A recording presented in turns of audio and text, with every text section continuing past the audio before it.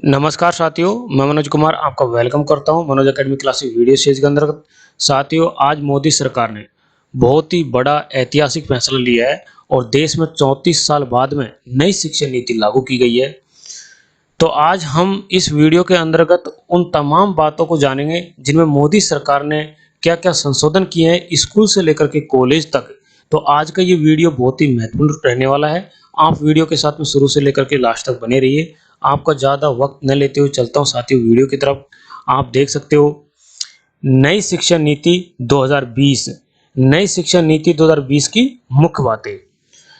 तो गाइज, नई शिक्षा नीति 2020 को कैबिनेट की मंजूरी मिल गई है।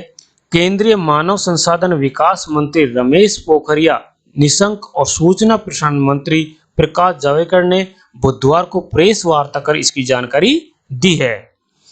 इससे पहले 1986 में शिक्षा नीति लागू की गई थी। 1992 में इस नीति में कुछ संशोधन किया गया, यानी 34 साल बाद देश में एक नई शिक्षा नीति लागू की जा रही है।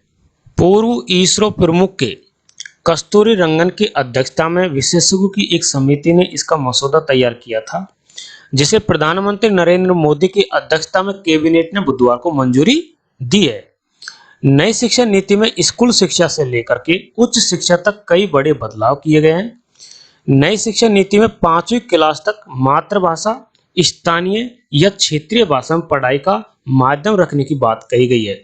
इसे क्लास 8 या उससे आगे भी बढ़ाया जा सकता है। विदेशी भाषाओं की पढ़ाई सेकेंडरी लेवल से होगी। हालांकि नई शिक्षा नीति में यह भी कहा गया है कि किसी भी भाषा को थोपा नहीं जाएगा।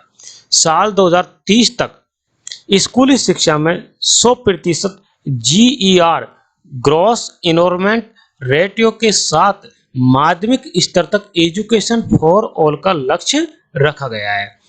अभी स्कूल से दूर रह रहे 2 करोड़ बच्चों को दोबारा मुख्य धारा में लाया जाएगा। इसके लिए स्कूल के बुनियादी ढांचे का विकास और नवीन शिक्षा केंद्रों की स्थापना की जाएगी।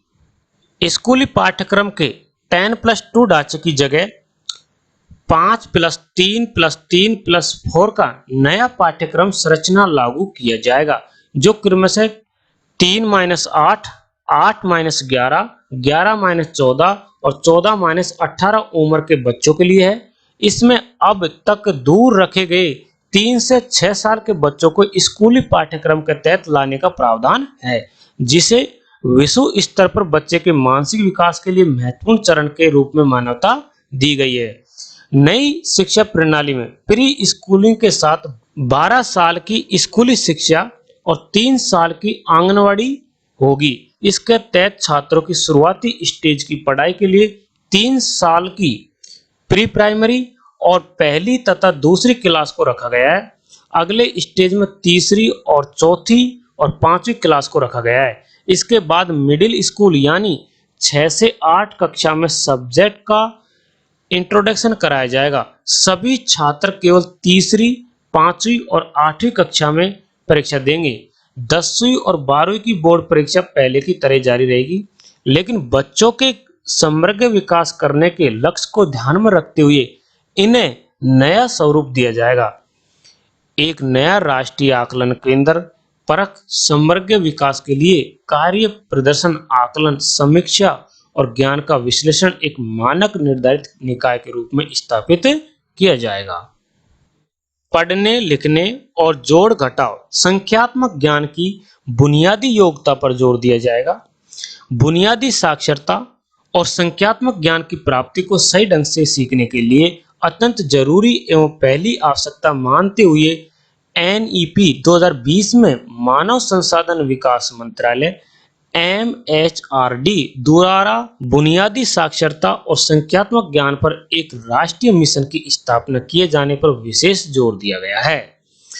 NCERT 8 वर्ष की आयु तक के बच्चों के लिए प्रारंभिक बचपन देखभाल और शिक्षा NCPF ECCE के लिए एक राष्ट्रीय पाठ्यक्रम और शैक्षणिक ढांचा विकसित करेगा। स्कूलों में शिक्षण धाराओं, पाठ्येतर गतिविधियों और व्यावसायिक शिक्षा के बीच खास अंतर नहीं किया जाएगा।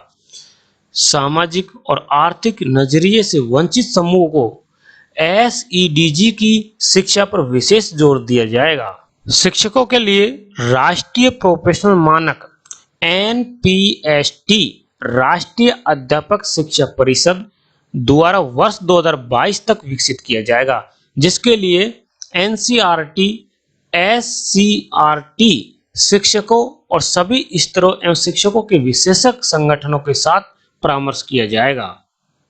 मानव संसाधन विकास मंत्रालय का नाम बदलकर शिक्षा मंत्रालय कर दिया गया है। इसका मतलब है कि रमेश पोखरियाल निशंक अब देश के शिक्षा मंत्री कहलाएंगे। GDP का 6% शिक्षा में लगाने का लक्ष्य, जो अभी 4.43% है, नई शिक्षा का लक्ष्य 2030 तक 3 से 18 आयु वर्ग के प्रत्येक बच्चे को गुणवत्तापूर्ण शिक्षा प्रदान करता है। छठी क्लास से वोकेशन कोर्स शुरू किए जाएंगे। इसके लिए इच्छुक छात्राओं को छठी क्लास के बाद से ही इंटर्नशिप कराई जाएगी। इसके अलावा म्यूजिक और आर्ट्स को बढ़ावा दिया जाएगा, इन्हें पाठ्यक्रमों में लागू किया जाएगा। उच्च शिक्षा के लिए एक सिंगल रेगुलेटर रहेगा। लॉ और मेडिकल शिक्षा को छोड़कर समस्त उच्च शिक्षा के लिए एक एकल अति महत्वपूर्ण व्यापक निकाय के रूप में भारत उच्च शिक्षा आयोग HECI का गठन किया जाएगा। HECI के 4 स्वतंत्र वर्टिकल होंगे। विनियमन के लिए राष्ट्रीय उच्च स्तर शिक्षा नियामकीय परिषद NHERC, मानक निर्धारण के लिए सामान्य शिक्षा परिषद GEC, वित्त पोषण के लिए उच्चतर शिक्षा अनुदान परिषद HECG और प्रत्यान के लिए राष्ट्रीय प्रत्यान परिषद NC। उच्च शिक्षा में 2035 तक 50% GER ग्रॉस इन्वायरमेंटल रेटिंग पहुंचाने का लक्ष्य है।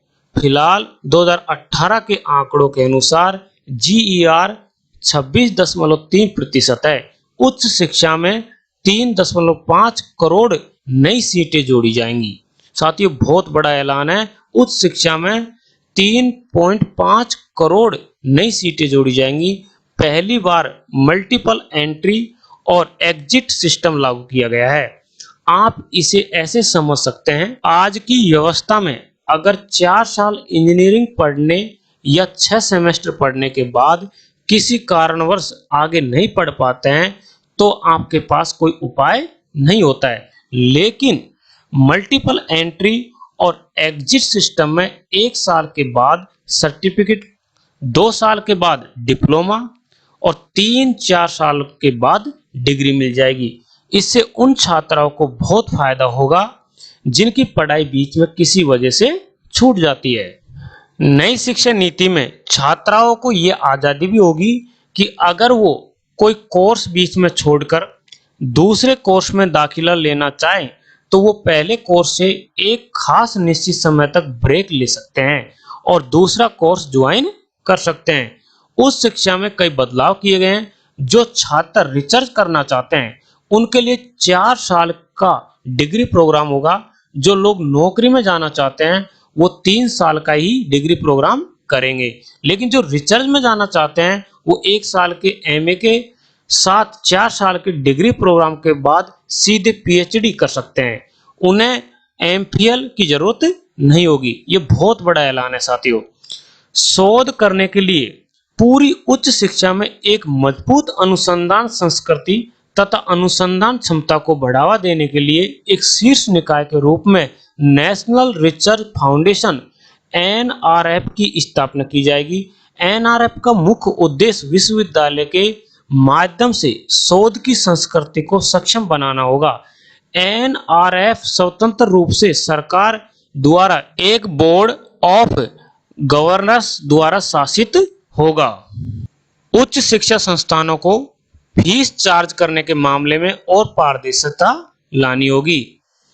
SC, ST, OBC और अन्य विशिष्ट श्रेणियों से जुड़े हुए छात्रों की योग्यताओं को प्रोत्साहित करने का प्रयास किया जाएगा। छात्रवृत्ति प्राप्त करने वाले छात्रों की प्रगति को समर्थन प्रदान करना, उसे बढ़ावा देना उनकी प्रगति को ट्रैक करने के लिए राष्ट्रीय छात्रवृत्ति पोर्टल का विस्तार किया जाएगा। निजी उच्च शिक्षण संस्थानों को अपने यहाँ छात्रों को बड़ी संख्या में मुफ्त शिक्षा और छात्रवृत्तियों की पेशकश करने के लिए प्रोत्साहित किया जाएगा।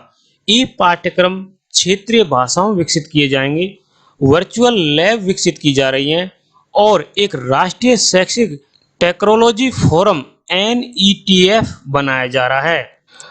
हाल ही में महामारी और वैश्विक महामारी में वृद्धि होने के परिणाम स्वरूप ऑनलाइन शिक्षा को बढ़ावा देने के लिए सिफारिशों के एक व्यापक सेट को कवर किया गया है, जिससे जब कभी और जहां भी पारंपरिक और व्यक्तिगत शिक्षा प्राप्त करने का साधन उपलब्ध होना संभव नहीं है, गुणवत्तापूर्ण शिक्षा के वैकल्पिक संसाधनों की तैयारियों को सुनिश्चित करने के लिए स्कूल और उच्च शिक्षा दोनों को ई शिक्षा की जरूरतों को पूरा करने के लिए MHRD में डिजिटल अवसंरचना, डिजिटल कंटेंट और क्षमता निर्माण के उद्देश्य से एक समर्पित इकाई बनाई जाएगी।